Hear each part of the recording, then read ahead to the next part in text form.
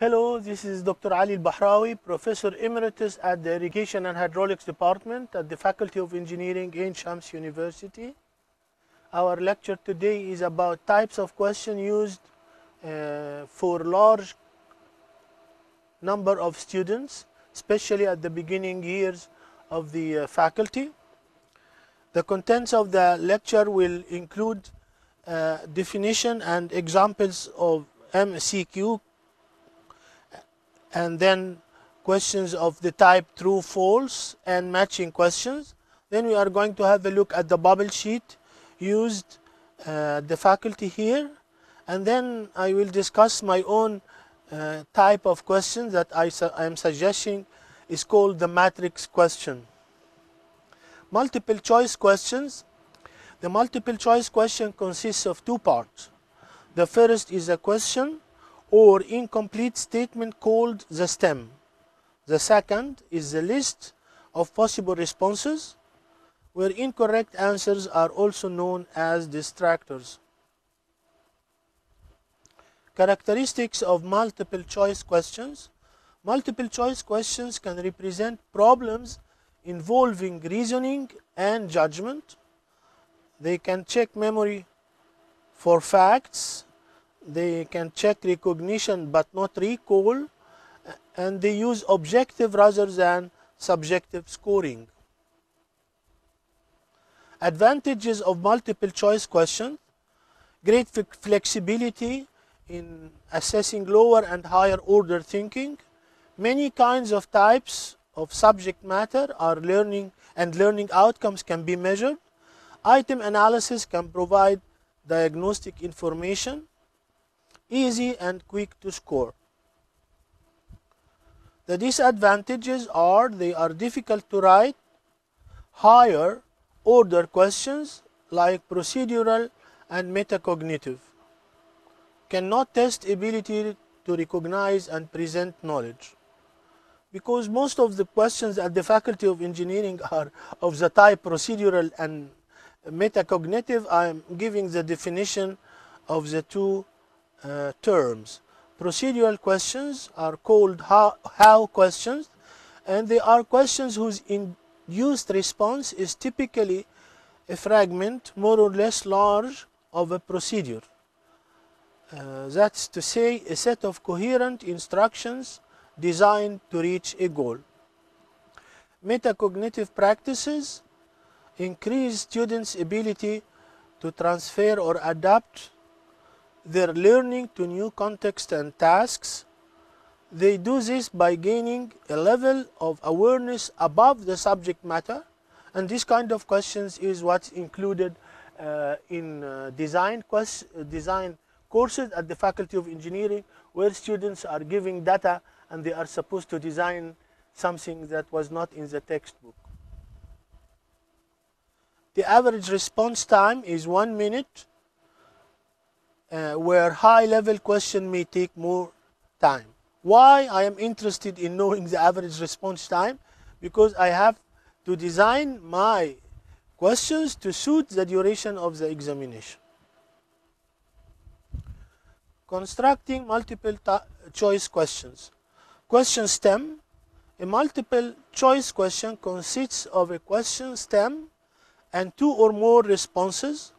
The question stem is the first part of the question, and it is what the student will read before reading the possible responses. Incorrect response options are also known as distractors. The stem and the responses. The following are guidelines for constructing both parts of your multiple choice questions. When the stem is an incomplete statement, place the blank for the correct choice at the end of the statement. Present the statement as a question, not a statement. Avoid negative questions. If you must use a negative question, when a negative item is used, emphasize the negative word or phrase by underlining, capitalizing, italics. For example, does not, in capital letters. Avoid grammatical clues to the correct answer such as a or an as the last word of the stem or plural verbs that match plural choices. If all responses begin with common words or phrases, then place these commonalities at the end of the stem. This is an example. The famous quotation attributed to Patrick Henry from a speech he made to the Virginia Convention on March the 23rd, 1775, reads as follows: "Give me liberty or give me death, weapons, nothing, and life." Write the stem so that students don't have to read all of the choices before they can determine the question. When several items have the same set of choices, consider using a matching question instead. Question responses include at least 4 but not more than 5 possible responses. Provide reasonably plausible choices. The word plausible here means all distractors can be answers. Only one response should be correct. Omit responses that are obviously wrong, and list possible responses in a column, easier to read and answer. Avoid patterns in placing correct answers, such as having C to be correct in more than half of the questions. If a hierarchy exists within the responses, please them in ascending order. That's to say, numerical responses in numerical order and years in chronological order. Use none of the above and all of the above with appropriate discretion. Why? Because they can give away the answer or cause confusion. If all alternative choices aren't worded very carefully. Also, you cannot randomize responses for these types of questions. Avoid language that is similar or identical to important words in the stem. Then we are going to give you a good example of a multiple choice question. The question stem reads: which type of test do college admissions offices use most often in reviewing applications? ETS, CAT, IQ, or SAT? This is an example of a bad multiple choice question where the stem reads: Joan is a top level gymnast on her college team and is anemic. This means that she has not yet experienced puberty, is much shorter than most girls her age, starves herself, or lacks enough iron in her blood. The main error in this articulation is that there is no necessarily a relationship of being a top-level gymnast and being anemic. Multiple answer definition. A multiple select question. This is a subtype of MCQ that the stem reads: which of the following are present in outer space, and between brackets select all correct choices. Is it gas, air, nothing, or radiation? A multiple answer question is followed by a list of choices. Multiple selections are allowed. Advantages of multiple answer questions are: credit can be given for partial correctness, and it increases amount and nature of content assessed in a single question. Possible disadvantages is that there is more than one correct answer. Students are less able to effectively use an elimination strategy. Average response time is the same as the normal MCQ, but high-level questions may take more time.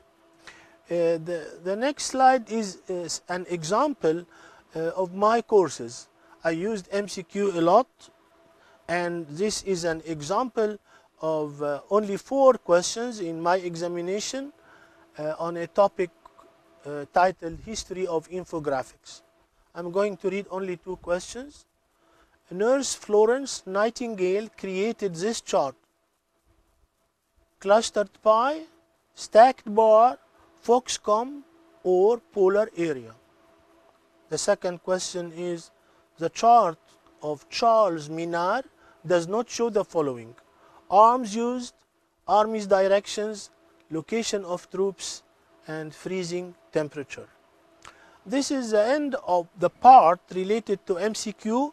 We are going now to move to discuss the true-false question. Question.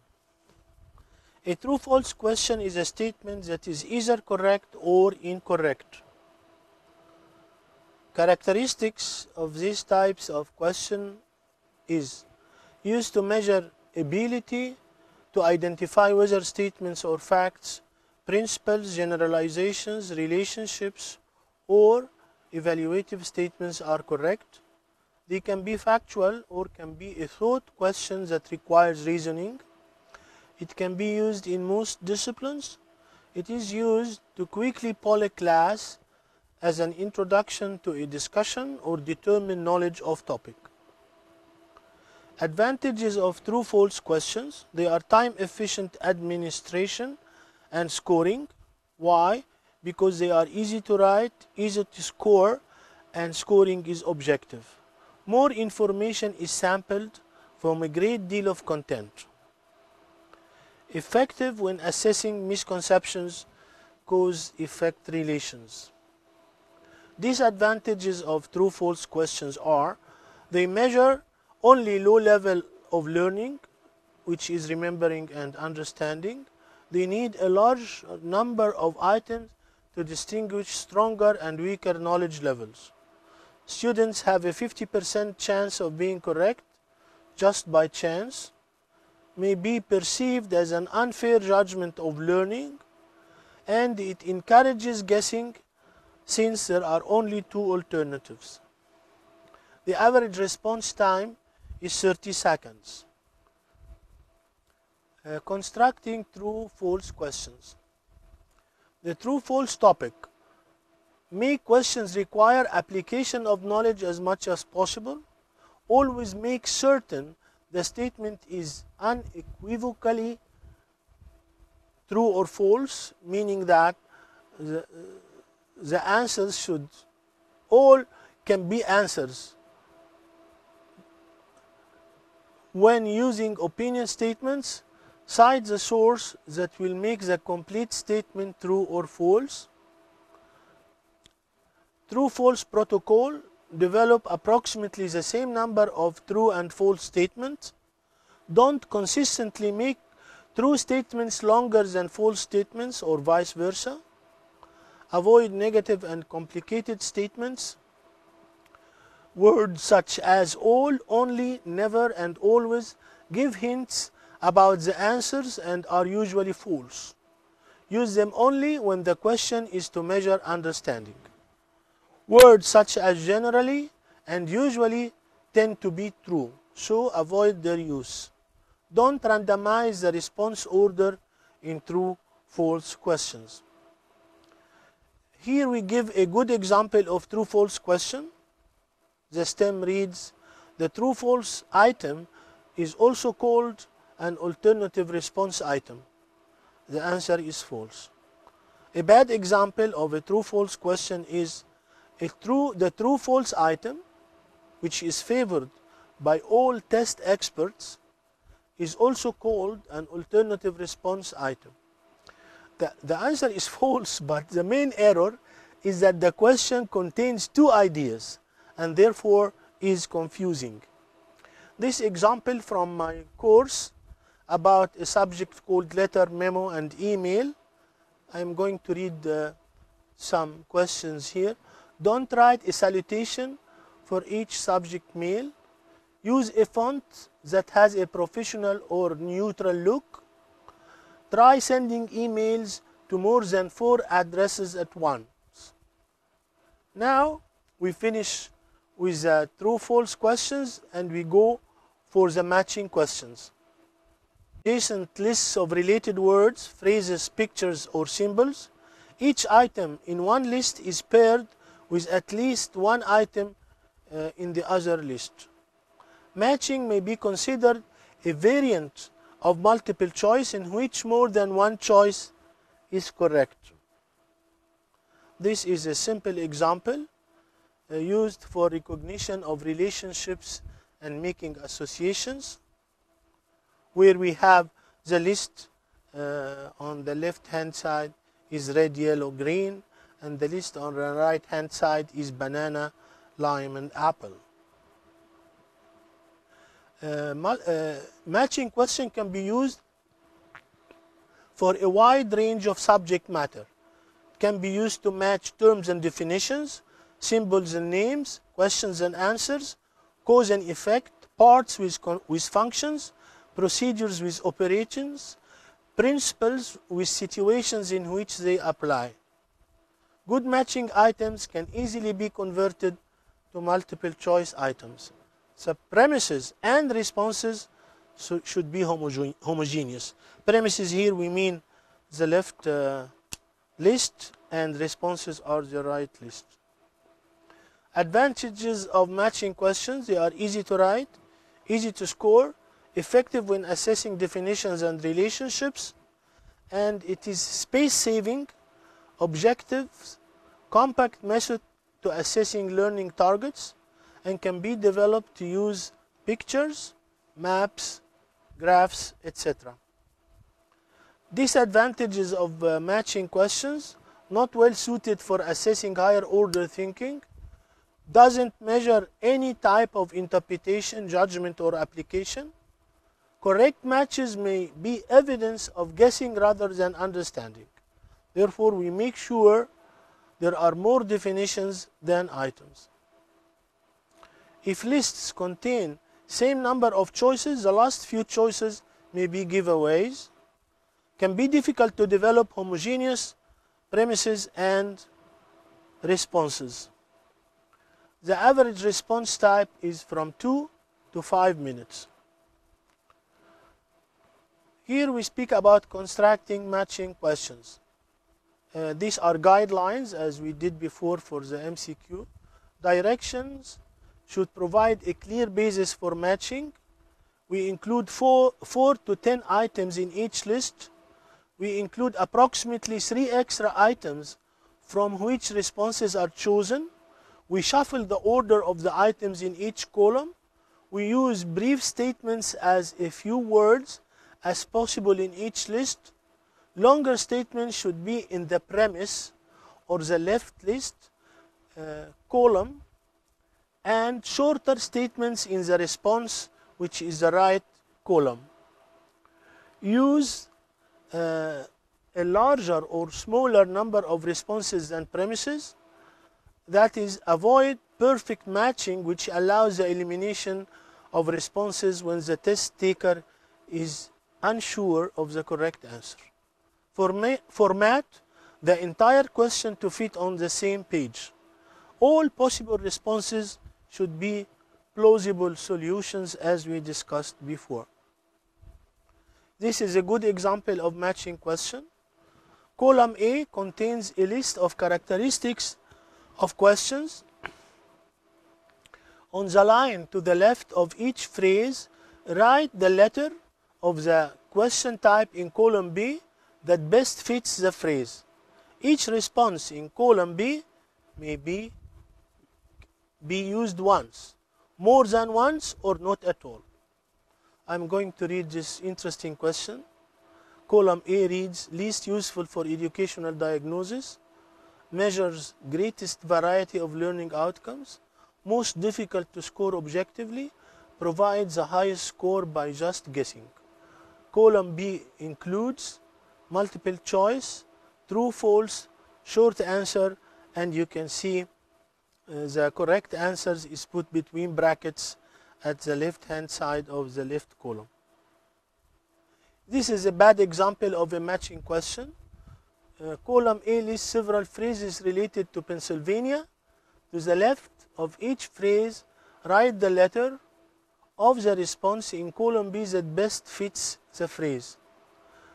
You can see here, I will read this example again because it is important. In column A, Pennsylvania's official state flower, Pennsylvania's official state bird, major steel production city, 2003 Penn State student population. Column B is Ruffed Grouse, Pittsburgh, Mountain Laurel, over 80,000, and Erie. What are the main errors? Directions about how to handle choices in column B are unclear. The responses are not homogeneous, which means answers for 1, 2, and 4 are obvious, having only the 2 cities as choices for number 3. Here is an example of my work. As you can see, I flipped. I put A instead of B, where I had the longer statement in the right-hand side column and the shorter ones on the left-hand side. And I used premises, numbers larger than, the responses are larger than the premises, where I have about 8 statements and 10 choices. Here we talk about the bubble sheet. The bubble sheet at the Faculty of Engineering, as you can see, consists of the bubble sheet. Bubble sheet can have different designs, but this design in the Faculty of Engineering, Ain Shams University, as you can see from the logo of the university, and it has 4 different parts. The first part is contains some instructions in Arabic language, and the student has to write his name, his program, his signature, and the course code, and examination form type. We have here 6 possible types, and the student code has to be also made with pencil, so that the machine that reads the bubble sheet can understand the code. The second part has to do with MCQ. In the MCQ questions, we have 120 questions, and we have 5 possible answers. The second section and the third section and the fourth are allocated to true false, where we have 10 questions, and we have a section for matching. As you can see, now we finished discussion of available types of questions and the bubble sheet used at the Faculty of Engineering. Here I'm introducing my new question type. I call it a matrix question. It is suggested by me, and it has similarity with matching questions, and it can summarize a lot of information. It's easy to mark and can be incorporated in a bubble sheet with a slight change in the design. And this is an example from my lecture on form a report, where I put the elements of form a report in the first row, and then I put the content details of these elements in the first column, and the student has to mark the intersection or matching between the elements in the first row and the elements in the first column. And of course, we can have multiple marks in the same row or in the same column. By the end of my lecture, I'm going to give you a small quiz. I'm going to ask you in the shown bubble sheet of Faculty of Engineering, how many matching questions are allowed, and how can you design a bubble sheet for the matrix question suggested by me. I hope you enjoyed my lecture, and good luck.